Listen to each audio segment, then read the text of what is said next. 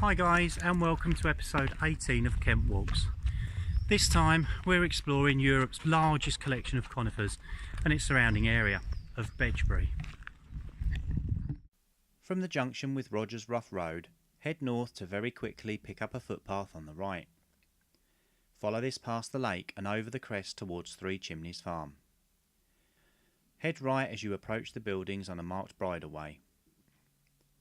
On entering Bedgebury Forest, turn left uphill and then hard right heading southeast. In a little under half a mile, turn right on an unmarked path to eventually meet an east-west bridleway.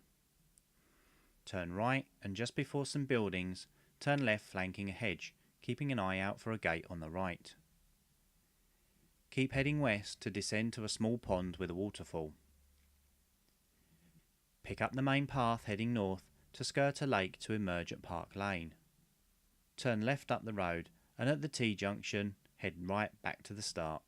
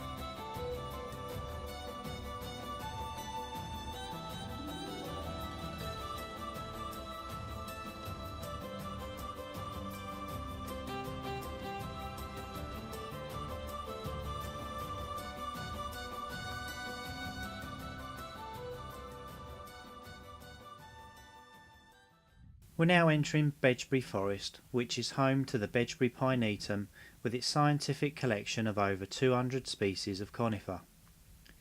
Established in 1925, it's one of two sites that make up the UK National Arboretum. In total, there are over 10,000 trees flourishing across the 320-acre site, including rare and endangered specimens. The forest itself covers about 2,500 acres, and walking among these giants is pretty fantastic. So, one of Bedgebury's most notable people is Thomas Culpeper, born in 1514. Thomas's older brother, also called Thomas, was a client of Thomas Cromwell, chief minister to Henry VIII.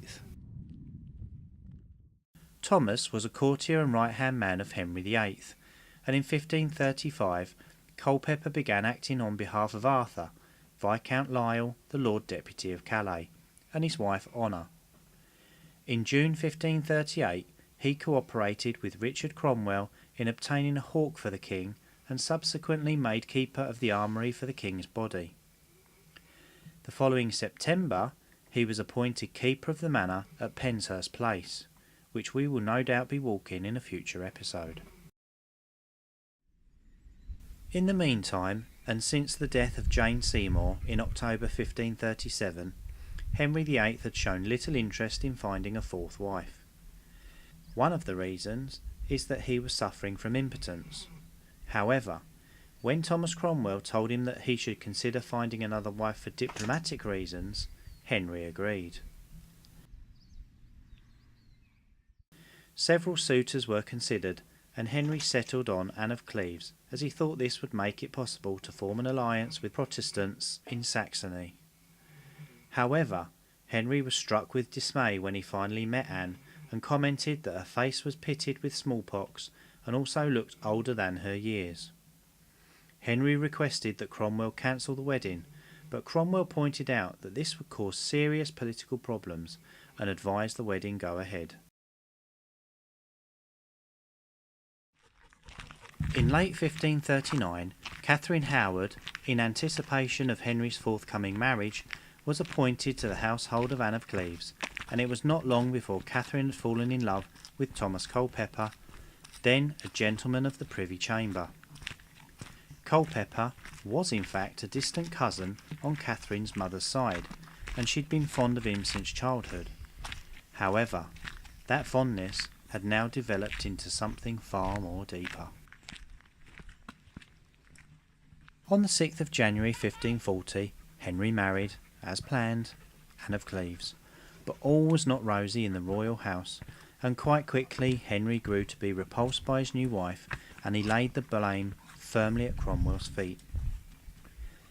Because of Henry's discontent, he was open to alternatives, and became interested in the recent household addition, Catherine Howard, and instructed Cromwell to find a way out of his marital predicament, as he had found the woman whom he desired become his fifth wife.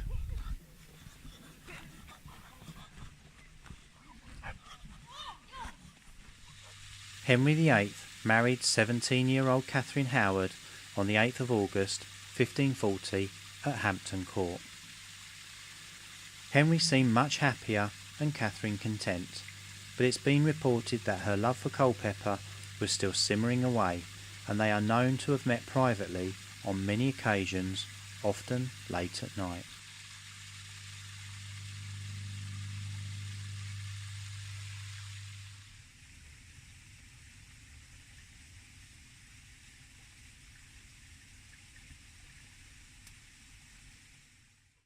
Whilst on a visit to York, the king was informed via Archbishop Thomas Cranmer, a disapprover of Henry's marriage to Howard, that Mary Hall, an ex-maid at Chesworth House in West Sussex, had claimed that while in her early teens, Catherine had fornicated with Henry Manox, Francis Derham, and Thomas Culpeper. Cranmer met with Hall and obtained a written statement concerning the relationships and presented the document to the king. Henry was very sceptical, but had to allay his fears.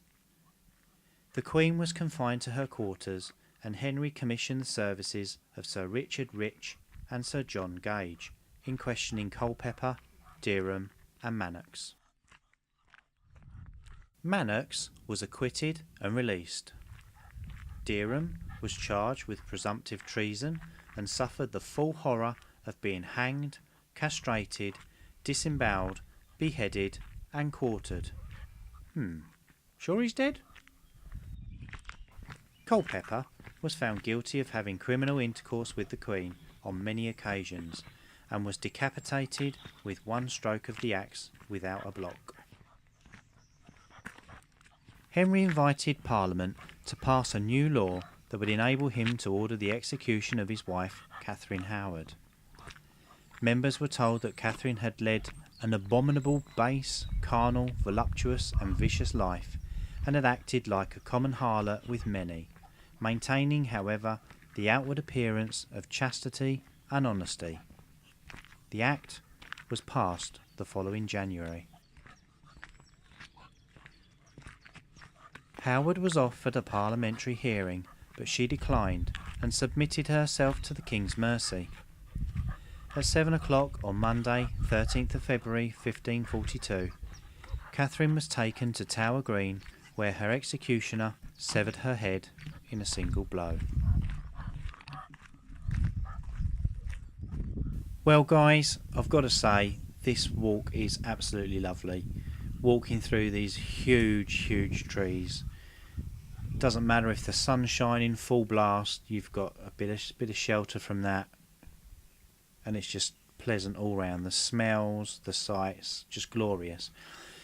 I do encourage you to get out, do some walking. If you like the video, like it, then obviously give us a like. If you want to subscribe, please do so. You'll help support the channel and convince me to keep going and make some more. Keep walking, keep enjoying. Thanks for watching.